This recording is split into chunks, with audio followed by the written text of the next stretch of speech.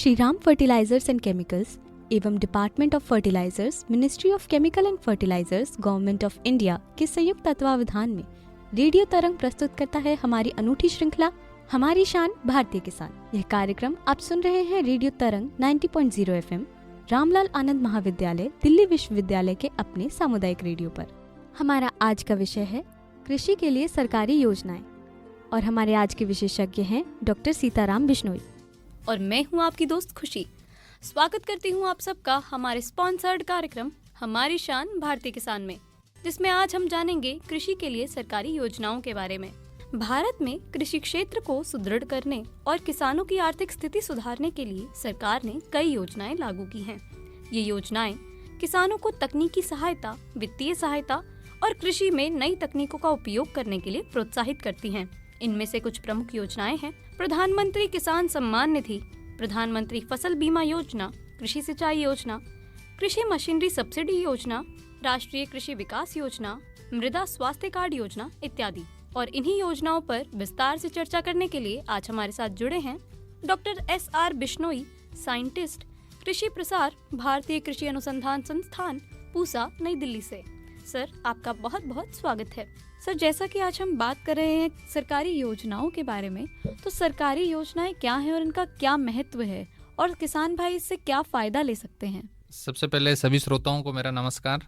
And आज के इस विशेष कार्यक्रम में जिसमें हम चर्चा करेंगे कि कौन कौन सी सरकारी योजनाएं हैं और उनका हमारे किसान भाई किस टाइप से फ़ायदा ले सकते हैं। तो मैडम, मैं सबसे पहले बताना चाहूँगा, कृषि को और उन्नत बनाने के लिए हमारी सरकार के द्वारा कई स्कीमें सरकार ने लागू कर रखी है। तो जिसमें कुछ बहुत ही महत्वपूर्ण स्कीम है, जैसे कि आप प्रधानमंत्री कृषि सिंचाई योजना की बात करते हैं, प्रधानमंत्री फसल बीमा योजना की बात करते हैं। जैसे इंसानों में अपन बीमा का नाम सुना होगा, वैसे ही खेती किसानी में भी बीमा का प्रावधान है। इसी तरह परंपरागत खेती, जैसे आज का जैसे परिप्रेक्ष्य देखते हुए सब लोग ऑर्गेनिक जैविक खेती की बात करते हैं, तो उसके लिए परंपरागत खेती के लिए भी स्कीम है। तो कई तरह की स्कीम है। तो सबसे पहले मैं बताना चाहूंगा कि इन सब स्कीमों का हमारे किसान भाई कैसे फायदा ले सकते हैं। तो सबसे पहले मैं बताना चाहूंगा कि आप जो भी किसान भाई इच्छुक है, जो योजनाओं से जुड़े हुए हैं या फिर जुड़ना चाहते हैं या इनके बारे में जानकारी लेना चाहते हैं, मेरा ये मानना है कि सबसे पहले आपको अपने क्षेत्र में हर एक डिस्ट्रिक्ट में या ब्लॉक में जो कृषि अधिकारी है,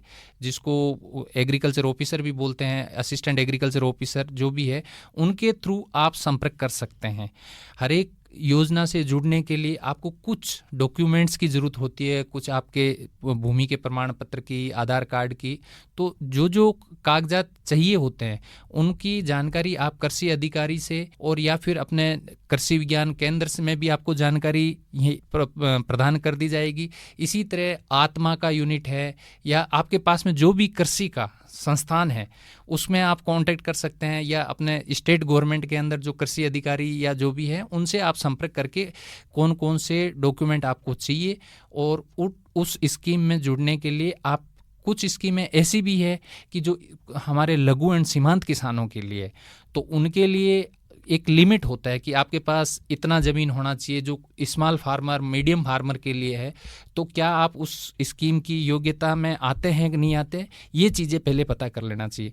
और इसके लिए आजकल हर एक स्कीम के लिए गवर्नमेंट ने उसको डिजिटाइज कर रखा है, उसके अंदर आपको पोर्टल का प्रोविजन है। अगर आपके घर में कोई पढ़ा लिखा है तो आप खुद ही डॉक्यूमेंट को अपलोड करके स्कीम का फ़ायदा ले सकते हैं। सर, जैसा कि आप बात कर रहे थे, परंपरागत खेती के लिए भी बहुत सारी स्कीम्स लाई जा रही हैं, तो उसमें आती है ऑर्गेनिक फार्मिंग यानी जैविक खेती। तो क्या जैविक खेती को बढ़ावा देने के लिए भी सरकार कोई स्कीम ला रही है?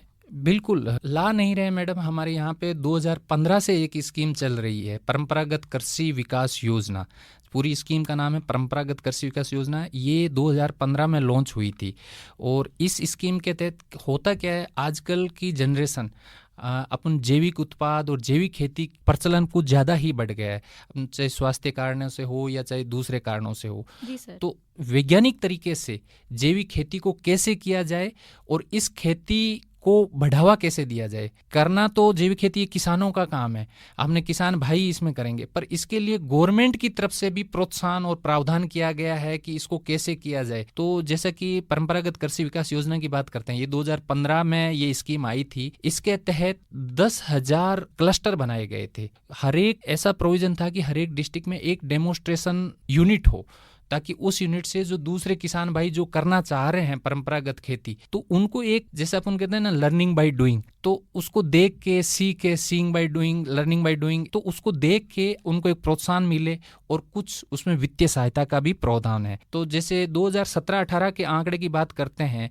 तो गवर्नमेंट की तरफ से 10,000 क्लस्टर जो 20 हेक्टर एच क्लस्टर जो था वो 20 हेक्टर का था, एक demonstration around 2 lakh Hector area में किया गया था। तो इसी तरह से जैसे क्या होता है कि अपन जैविक खेती की बात करते हैं तो उसके लिए एक सर्टिफिकेशन की जरूरत होती है कि आपका प्रोडक्ट, आपका जो फसल है वो जैविक है कि नहीं। उसके लिए जो पीजीएस की बात करते हैं, पार्टिसिपेटरी गारंटी स्कीम, जो उससे आपको सर्टिफिकेशन कराना पड़ता है। होता क्या है कि जैविक खेती करना, आप एक इंडिविजुअल फार्मर चाहे कि मैं जैविक खेती कर लेता हूं अपने प्लॉट में, तो उसमें भी कई बार क्या होता है कि जो आपका अगर पड़ोसी किसान वो अगर वहां पे केमिकल फर्टिलाइजर यूज कर रहा है, इंसेक्टिसाइड, पेस्टिसाइड यूज कर रहा है, तो एयर कंटामिनेशन हो सकता है, सॉइल वाटर कंटामिनेशन से हो सकता है। तो आपको पूर्णतया से आपकी सॉइल, आपका वाटर, ये सारे, और फिर आपको सारे इनपुट भी ऑर्गेनिक, आपको जैविक उत्पाद डाल के करना। इसको प्रोत्साहन करने के लिए गवर्नमेंट ने भी, सरकार ने वित्तीय सहायता के साथ परंपरागत कृषि विकास योजना को 2015 से लागू कर रखा है। तो जो भी किसान भाई इसका फायदा लेना चाहते हैं वो अपने कृषि अधिकारी से या आत्मा या कृषि विज्ञान केंद्र से इसके बारे में जानकारी लेके और अपना शुरू कर सकते हैं। सर, इसके अलावा आप बात कर रहे थे कृषि सिंचाई योजना की, तो किसानों को सिंचाई के लिए कौन कौन से ऐसी सरकारी स्कीमें हैं जो मदद कर रही हैं?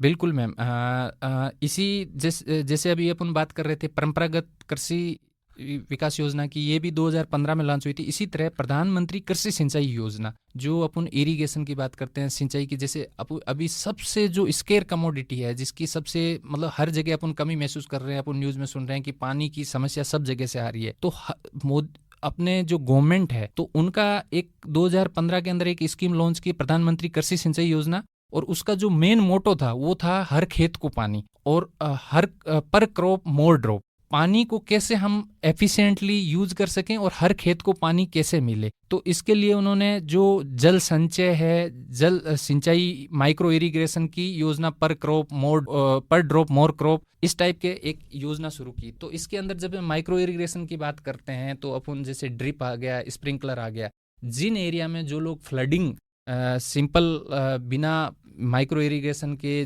करते हैं, तो उसमें क्या होता है कि बहुत सा पानी आपका लीच आउट होके जमीन में, भूतल में चला जाता है। अब जो फसल है वो 15-20% पानी लेती है, बाकी आपका एक्स्ट्रा, उसको चलाने के लिए आपको डीजल पंप, इलेक्ट्रिसिटी भी चाहिए होता है, आपको फ्यूल भी चाहिए होता है। तो उसके लिए माइक्रो इरिगेशन अगर किसान भाई अपने फील्ड में जैसे ड्रिप का लगाना चाहता है, स्प्रिंकलर लगाना चाहता है, तो उसके लिए वित्तीय सहायता का प्रावधान है। तो उसके लिए हर एकड़ में मिनिमम शायद 5 एकड़ तक का प्रावधान है। अगर 5 एकड़ तक करना चाहते हो तो उसके लिए अलग अलग है। जैसे SC/ST के जो किसान भाई है उनके लिए थोड़ी सब्सिडी ज़्यादा है, जो जनरल कास्ट के हैं उनके लिए कम है, पर सब्सिडी का वहाँ पे प्रोविजन है। अगर किसान भाई अपने से सारा कुछ सिस्टम लगाना चाहे तो उसके लिए थोड़ा सा कॉस्टली पड़ता है। तो गवर्नमेंट ने उसके लिए वित्तीय सहायता का प्रावधान प्रधानमंत्री कृषि सिंचाई योजना के तहत कर रखा है। आपको इस स्कीम का भागीदारी दिखाने के लिए इसमें आपके अपने डॉक्यूमेंट देके और आप उससे जुड़ जाइए। उसके बाद में आपको जितने एकड़ में चाहिए उतने एकड़ का गवर्नमेंट का जो प्रावधान है उसमें आपको सब्सिडाइज रेट पे सारा सेटअप, स्प्रिंकलर, ड्रिप, ये सारा सेटअप आपको मिल जाएगा। उससे आपका एक तो पानी भी बचेगा और दूसरा आपकी लागत भी बचेगी। सर, ये तो बात हो गई सिंचाई की, पानी की, लेकिन हमें खेत में मिट्टी की भी बहुत ज़रूरत होती है खेती के लिए। तो मृदा के स्वास्थ्य के लिए क्या कोई योजना सरकार की है? बिल्कुल, बहुत पहले एक स्कीम शुरू की थी, सॉइल हेल्थ कार्ड स्कीम। उसके अंदर क्या होता है कि आपको मृदा के स्वास्थ्य को जानना बहुत जरूरी है। हमने हरित क्रांति की बात करते हैं, उसके बाद में किसान भाई जनरली ऐसा सोचते हैं कि अगर वो ज़्यादा केमिकल फर्टिलाइजर डालेंगे, यूरिया, DAP, तो उनकी फसल बहुत ज़्यादा अच्छी होगी। पर हर चीज़ का एक सेचुरेशन होता है कि उससे लिमिट से ज़्यादा डालने से उल्टा कंटामिनेशन ही होता है। आपका जो भूमिगत जल है, जो आपकी सोइल है, मृदा है, वो प्रदूषित हो जाती है और उसमें जो केमिकल फर्टिलाइजर है उनका अधिकता हो जाती है। जी सर। तो उसके लिए गवर्नमेंट ने एक स्कीम लॉन्च की थी, सॉइल हेल्थ कार्ड स्कीम। उसके अंदर जैसे सॉइल हेल्थ कार्ड है वो एक, जैसे अपन को कुछ बीमारी होती है तो अपन डॉक्टर के पास जाते हैं तो डॉक्टर सबसे पहले कहता है कि आप इसकी जांच करवा के आओ, फिर उसके हिसाब से उसको दवाई दी जाती है। तो इसी तरह सॉइल की, मृदा के स्वास्थ्य को जानने के लिए सॉइल हेल्थ कार्ड बनाया जाता है। उस सॉइल हेल्थ कार्ड में कई पैरामीटर होते हैं। उससे ये पता चलता है कि आपकी ज़मीन में किस पोषक तत्व की कमी है, क्योंकि आपको कोई भी फसल उगाने के लिए कई तरह के पोषक तत्व चाहिए। तो उन पोषक तत्वों में किस पोषक तत्व की कमी है, किस फर्टिलाइजर की आपकी उसमें कमी है, तो सिर्फ वही आप उसमें डालें, न कि आप है ना बिना सोचे समझे अगर उसकी रिक्वायरमेंट वैज्ञानिक जो बताते हैं वहाँ पे मान लो 10 किलो पर एकड़ की ज़रूरत है, आप अगर उसमें पूरा बोरा डाल देते हो पूरा, तो उन चीज़ों को उस बचाने के लिए और किसान की लागत कम करने के लिए सॉइल हेल्थ कार्ड स्कीम लागू की थी। और उसके तहत आप अपनी मृदा का प्रशिक्षण जो भी पास में कृषि का संस्थान है वहाँ करा सकते हैं। राज्य सरकारों ने प्रावधान कर रखा है और उसके लिए तो आपको सैंपल लेने के लिए मोबाइल लेबोरेटरी भी एस्टेब्लिश कर रखी है कि जैसे अपन देखते हैं कि वहीं से फार्मर फील्ड से सैंपल एस्टेब्लिश किया, वहीं पे पूरा उनका सेटअप वो मूवेबल है, तो उसी में आपको टेस्टिंग करके और आपका सॉइल हेल्थ कार्ड की आपकी मृदा में ये कमी है, इन पोषक तत्वों को ज़रूरत है डालने की, तो इसके लिए ये सॉइल हेल्थ कार्ड जो स्कीम है वो लागू की गई। सर, हम देखते हैं कि आजकल बैंकों में बहुत सारी बीमा योजनाएं चलती हैं और ऐसे ही कृषि बैंक्स भी बहुत सारे हैं, तो क्या फसल के लिए भी कोई बीमा योजना होती है? बिल्कुल, आपने नाम सुना होगा प्रधानमंत्री फसल बीमा योजना का। जी सर। तो ये जो स्कीम है इसमें क्या होता है कि जैसे हमारे किसान भाई है, जैसे उनका कई बार अपनी फसल का जैसे ओलावृष्टि से या भारी बारिश से या फिर कोई तूफान से, कोई नेचुरल कैलेमिटी से उनका जो पूरा नुकसान हो जाता है, तो नुकसान से बचाने के लिए गवर्नमेंट ने प्रधानमंत्री फसल बीमा योजना का प्रावधान कर रखा है। खरीफ, जैसे कि एग्रीकल्चर में बात करते हैं तो वहाँ पे खरीफ एंड रबी सीजन की बात करते हैं, तो जो फसलें खरीफ में उगाई जाती है, जो रबी में उगाई जाती है, उनके लिए आपको एक मिनिमम प्रीमियम पे करना होता है 2% एंड 1.5%। वो प्रीमियम पे करने के बाद में जैसे मान लो कल को फ्लडिंग हो गया या किसी ओलावृष्टि से या किसी नेचुरल क्लाइमेटी से आपकी फसल का नुकसान हो गया, तो बीमा कंपनी आपको, जैसे इंसानों में बीमा का प्रावधान है कि आप एक प्रीमियम राशि पे करने के बाद में आपको एक लमसम अमाउंट मिल जाता है, वैसे ही किसानों को अगर कोई नेचुरल क्लाइमेटी की वजह से कुछ नुकसान हो जाता है तो उसके लिए उनकी फसल नुकसान हो जाता है तो उसके लमसम अमाउंट देने का प्रावधान है। और खरीफ एंड रबी के लिए और बहुत कम उसमें, और इसमें ऐसा भी प्रावधान कर रखा है कि जो किसान भाई किसान क्रेडिट कार्ड की फैसिलिटी लेते हैं, किसान क्रेडिट कार्ड जैसे बैंकों का क्रेडिट कार्ड यूज करते हैं, कि उसी तरह किसानों के लिए भी क्रेडिट कार्ड का ऑप्शन है। तो जैसे किसान को जब फसल का जब बुआई का टाइम होता है तब उसको कुछ पैसे की जरूरत पड़ती है, जब उसकी फसल कटती है तब तो उसके पास वो मार्केट से बेच के खरीद सकता है, पर उस टाइम उसको बीज खरीदना होता है, खाद खरीदनी होती है, तो उसके लिए किसान क्रेडिट कार्ड की फैसिलिटी, तो किसान क्रेडिट कार्ड के साथ ही इसको लिंक कर रखा है फसल बीमा योजना का कि जब आप वहाँ से किसान क्रेडिट कार्ड का लोन लोगे तो उसके साथ आपका प्रीमियम डिडक्ट कर लिया जाएगा। तो एक बहुत कम छोटा अमाउंट होता है और उसके बाद में कल को अगर कोई ऐसा आकस्मिक अनहोनी हो जाती है तो आपको लमसम अमाउंट का प्रावधान है। सर, इसके अलावा हमने सुना है किसान सम्मान निधि के बारे में और किसान मानधन योजना के बारे में, तो इन दोनों योजनाओं के बारे में बताइए। बिल्कुल, किसान सम्मान निधि योजना वो योजना है कि जिसके अंतर्गत हमारे किसान भाइयों को, जैसे हमारे देश के प्रधानमंत्री जी ने ये कि किसानों का सम्मान कैसे किया जाए, तो उनके लिए उन्होंने एक स्कीम शुरू कर रखी है कि किसानों को हर साल 6,000 रुपये का उनको वित्तीय सहायता दी जाए, और वो वित्तीय सहायता 2-2 हज़ार के 3 किस्तों में दी जाती है, ताकि वो कई बार उनको खेत में ज़रूरत पड़ती है, कोई दवाई खरीदना है, कोई खाद खरीदना है, या फिर कुछ उसके घर के काम में भी कहीं पे है, तो उसको एक वित्तीय सहायता का प्रावधान सरकार ने किसानों के लिए कर रखा है कि जिसको अपन किसान सम्मान निधि योजना बोलते हैं। और दूसरा आपने बात की किसान मानधन योजना का, तो मानधन योजना ये एक टाइप की पेंशन स्कीम है कि जैसे जो कर्मचारी गवर्नमेंट में काम करता है रिटायरमेंट के बाद उसको पेंशन मिलती है, उसी तरह जो हमारे किसान भाई जो 60 साल की उम्र प्राप्त कर हो गए हैं, 60 साल के बाद में अब वो इतने सक्षम नहीं रहे कि वो खुद कमा सके, तो उनके लिए एक 3,000 रुपये का मिनिमम 3,000 का एक पेंशन का प्रावधान कर रखे हैं। तो उसमें इस टाइप का कुछ है कि जैसे जो कर्मचारी लोग हैं वो क्या करते हैं कि हर महीने कुछ पैसा कंट्रीब्यूट करते हैं और लास्ट में उनको पेंशन मिलती है। उसी तरह जो मानधन योजना है उसमें 55 रुपये से लेके 200 रुपये तक का प्रावधान है। आप जितना जैसे मिनिमम आप अगर 55 रुपये ही कर रहे हैं तो आपको 3,000 की पेंशन आपको मिल जाएगी। और इस मानधन योजना में ऐसा है कि बाकी स्कीम आप एज ए फैमिली का जो हेड आप वन टाइम अवेल कर सकते हैं, पर इसमें अगर आप फैमिली में अगर 2-3 लोग भी अगर ले रहे हैं तो वो कंट्रीब्यूटरी बेसिस पे है। तो ये है मानधन योजना और दूसरा है किसान सम्मान निधि योजना। सर, क्या किसान जो खेती में हमारे यंत्र यूज़ होते हैं, मशीन्स यूज़ होती हैं, इनके लिए भी कोई योजना है या इंफ्रास्ट्रक्चर को लेकर कोई योजना है? बिल्कुल। पहले अपन यांत्रिकरण की बात कर लेते हैं कि जैसे मैकेनाइजेशन की बहुत ज़्यादा ज़रूरत है, कि जैसे अभी सबसे ज़्यादा क्राइसिस चल रही है लेबर की। अब जी सर। किसानों की जो मेन समस्या वो है कि उनको पहले जैसे मान लो 100-200 रुपए में लेबर मिल जाती थी, अभी वो 500-700 हज़ार रुपए देने को तैयार है, पर लेबर अवेलेबल नहीं है। और दूसरा, हमें आज के इस एरा में मैकेनाइजेशन की बहुत ज़्यादा ज़रूरत है। और तीसरी चीज़ इसमें है कि किसानों की जो समस्या है वो है कि हमारे देश में ज़्यादातर किसान स्मॉल एंड मीडियम है, जिसको लघु एंड सीमांत किसान कहते हैं, जिनकी जी सर। जोत 1 हेक्टर से कम है। अराउंड 70% किसान है वो जो छोटे किसान है। तो उनके लिए मशीन और ये मशीन खरीदना उनके लिए थोड़ा कॉस्टली हो जाता है। जी तो सर। उसके लिए जो मैकेनाइजेशन की जो स्कीम है, एग्रीकल्चर को मैकेनाइजेशन को बढ़ावा देने के लिए गवर्नमेंट ने एक स्कीम है एग्रीकल्चर मैकेनाइजेशन का, उसके अंदर एक प्रोविजन कर रखा है कस्टम हायरिंग सेंटर का। कस्टम हायरिंग सेंटर में क्या होता है कि जैसे एक विलेज है, उसमें छोटे छोटे किसान हैं, उनका 1 एकड़ 2 एकड़ 5 एकड़ ऐसा ज़मीन है, तो एग्रीकल्चर की जो मशीनरी है, जैसे ट्रैक्टर हो गया, आपके हार्वेस्टर हो गया, ये बहुत कॉस्टली आते हैं। तो वो एक बार यूज़ करने के लिए इतना उनके लिए बहुत ज़्यादा महंगा पड़ जाता है। उसके लिए कस्टम हायरिंग सेंटर का जो कंसेप्ट दिया था, उसमें ये था कि कस्टम हायरिंग सेंटर के तहत सरकारी वित्तीय सहायता से जो जो मशीनरी आप खरीद के गांव में एक कस्टम हायरिंग सेंटर बना सकते हैं, एक समूह के रूप में। उस सेंटर में आपको जो जो मशीनरी चाहिए वो सरकार की तरफ से प्रोवाइड कर दी जाएगी।